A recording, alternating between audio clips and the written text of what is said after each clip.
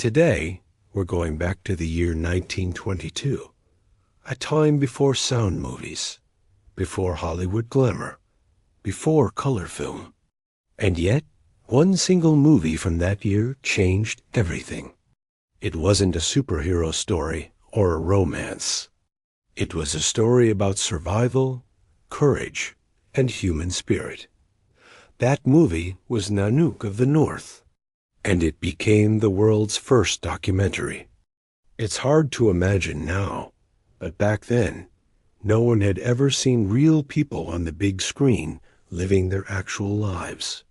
No actors, no sets, just real struggle, real cold, real life.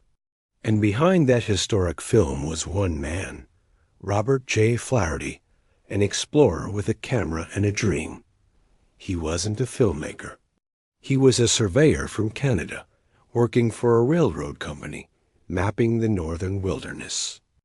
But during his trips to the Arctic, he met a community of Inuit families who lived through freezing winds, long nights, and endless snow.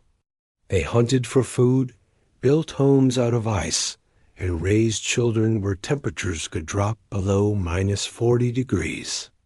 Flaherty watched them and thought, people in the South have no idea how these people live. Someone needs to show the world. That idea became his obsession. He started filming in 1913. He carried a heavy camera and boxes of film through snow and storms. He shot thousands of feet of footage, images of the Arctic and the people who live there. He thought he was close to finishing. Then disaster struck. One day, while editing, a spark from his cigarette set fire to his film negatives. In seconds, everything burned. His entire 2 years of work gone in smoke. Most people would have quit, but not Flaherty. He said, if I ever go back, I'll do it right. I'll focus on one man's life and tell his story. So, in 1920, he did exactly that. He returned to the Arctic with new equipment, stronger film stock, and a clear vision. This time, he wasn't just recording. He was storytelling. That's when he met Nanook, a strong, smiling Inuit hunter. His real name was Alakarialak, but Flaherty gave him a new name for the film, Nanook, which means polar bear. Nanook wasn't just a subject. He became the heart of the story. Flaherty followed him everywhere, across frozen rivers, through blizzards, and into the open ice fields. The film showed Nanook and his family living their daily life, building igloos, hunting seals, trading goods, laughing, and playing with their kids. There were no fancy cameras or studios. Everything was filmed in real Arctic conditions. Imagine this. Flaherty's camera froze in the cold. His fingers went numb. The film reels became brittle in the wind. He had to build makeshift darkrooms to develop footage inside tents. And yet, he kept filming, because he believed this story mattered. What audiences saw when Nanook of the North released in 1922 was unlike anything they had ever seen before. The movie opens with Nanook arriving at a trading post. He's dressed in fur, smiling, carrying a sled, surrounded by his family and dogs. There's warmth in his face, even as snow covers everything around him. Then we see the daily life of the Inuit, scenes that feel almost timeless. Nanook building an igloo from snow blocks, his wife cooking, the children laughing. Every moment feels honest, raw, human. And then come the hunting scenes. Nanook waits by a hole in the ice for hours, listening for the sound of a seal beneath the surface. When it finally appears, he thrusts his spear into the hole and pulls with all his strength.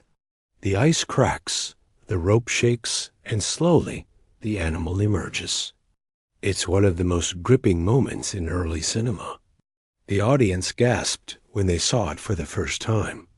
It felt real, because it was. For 79 minutes, viewers were transported into another world, a world of ice, survival, and resilience. But here's where things get complicated. Not everything in Nanook of the North was real. Flaherty asked Nanook to use traditional hunting tools instead of rifles.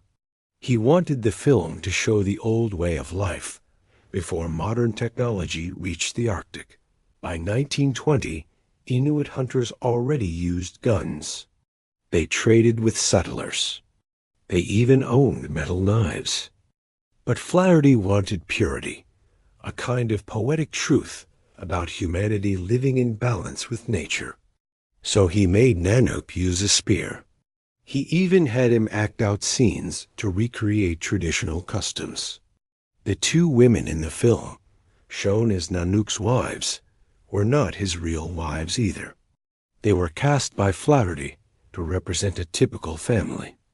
Even the famous gramophone scene, where Nanook listens to a record and bites it in confusion, was staged for humor. To modern audiences, that might sound deceptive. But back in 1922, people didn't care. They were mesmerized. The movie broke box office records. It became a worldwide sensation. Critics called it a masterpiece of realism. It made Robert Flaherty famous overnight and earned him the title Father of the Documentary. For many, this was the first time cinema had captured real human experience, not just acting, but life itself. Still, the film sparked a long debate that continues today. What is truth in a documentary? Is it facts or feeling? Flaherty believed that truth was more than literal accuracy. He said he wanted to show the kind of life the Inuit once lived, not what they had become. He wasn't documenting statistics. He was capturing spirit. But decades later, film scholars criticized him for presenting a romanticized version of Inuit life, one that ignored colonization, trade, and change. They said he froze a living culture into the image of a noble, primitive past, and they weren't wrong. Yet, it's also true that without Nanook of the North, documentary filmmaking might not even exist today. Flaherty's style, personal, emotional, character-driven, shaped the genre. He invented techniques that filmmakers still use. Following one person's story, focusing on daily life, using natural settings, and creating an emotional journey. Technically, the film was a miracle for its time. Flaherty used a hand-cranked camera that had to be warmed under his coat to keep working. He developed film on site using chemicals that often froze solid. He built a half igloo, open on one side, just to get enough light for the camera. Every frame came from raw persistence. Flaherty even showed the footage to Nanook's family. They laughed and clapped when they saw themselves on screen. For them, it was like magic, seeing their own faces projected on a white sheet of snow. The movie's release made both Flaherty and Nanook famous.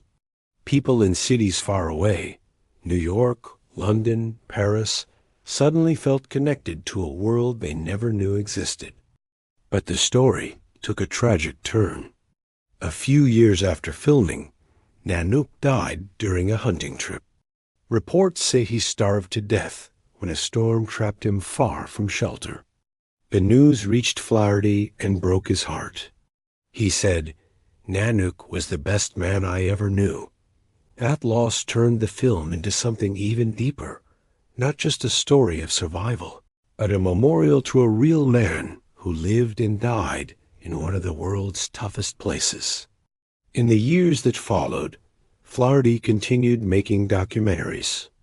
He filmed Mona in Samoa, Man of Arran in Ireland, and Louisiana Story in America. All of them followed the same pattern. Ordinary people living extraordinary lives close to nature. but none ever matched the power or honesty of Nanook of the North. The film changed the way people thought about movies. It proved that cinema could be more than fantasy. It could be education. It could be empathy. For decades, Nanook of the North was shown in classrooms, universities, and film festivals. In 1989, it was one of the first 25 films selected for preservation by the Library of Congress as culturally, historically, and aesthetically significant.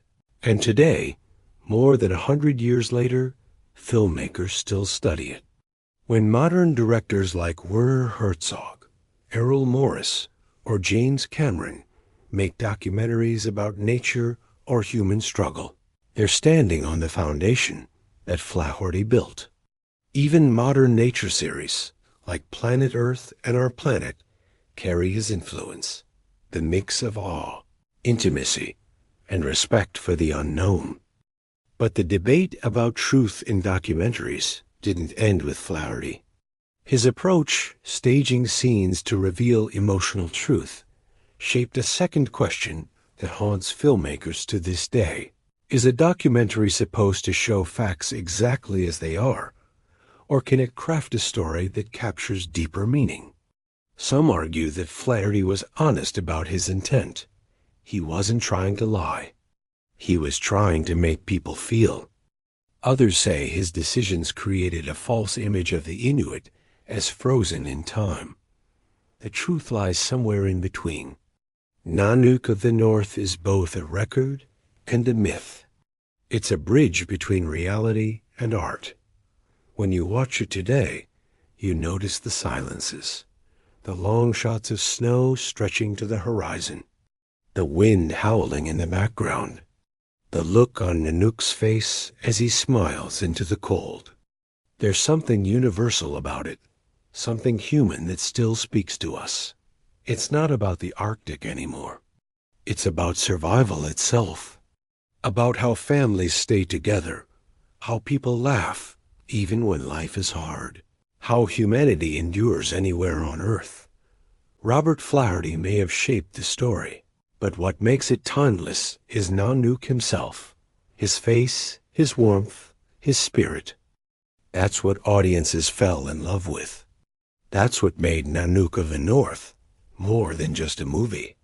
When Flaherty made that film, he couldn't have known he was inventing a new art form, but he did. He showed that reality, when filmed with heart, could move people as deeply as fiction. The film also taught a generation of explorers and journalists that the camera could be a tool of connection, not just observation. That showing life truthfully could build bridges between cultures. Of course, modern documentaries are very different. They have sound, color, interviews, and technology that Flaherty could only dream of. But at their core, they still follow his formula. Find a compelling person, show their world, make people feel what they feel. Even with all its flaws, Nanook of the North remains a miracle of early cinema. A film made with freezing hands and a stubborn heart. A film that brought the unknown into the light. Today, when you watch it, you might notice the film grain, the flicker, the rough editing. But if you look beyond that, you see something rare. A filmmaker trying to understand another culture with respect and curiosity, even if imperfectly. That's what keeps Nanook of the North alive after more than a century. In the end, the film isn't just about Nanook. It's about all of us.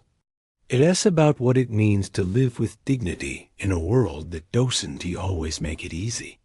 As the final scene fades, Nanook stands tall against the Arctic horizon. The wind blows across the snow, and he smiles, holding his spear, ready to face whatever comes next. That image, one man alone in the endless white, is more than a picture of survival. It's a portrait of humanity. Nanook of the North wasn't just the first documentary. It was the first time cinema looked at the real world and said, "This too is beautiful." It taught filmmakers that real people, in their real struggles, could move the world. It proved that truth, even when imperfect, can still inspire empathy. Robert Flaherty may have filmed in silence, but his message still echoes a century later. No matter where you live, no matter how harsh your world is, the human spirit finds a way to survive. And that, in the end, is what makes Nanook of the North a timeless story.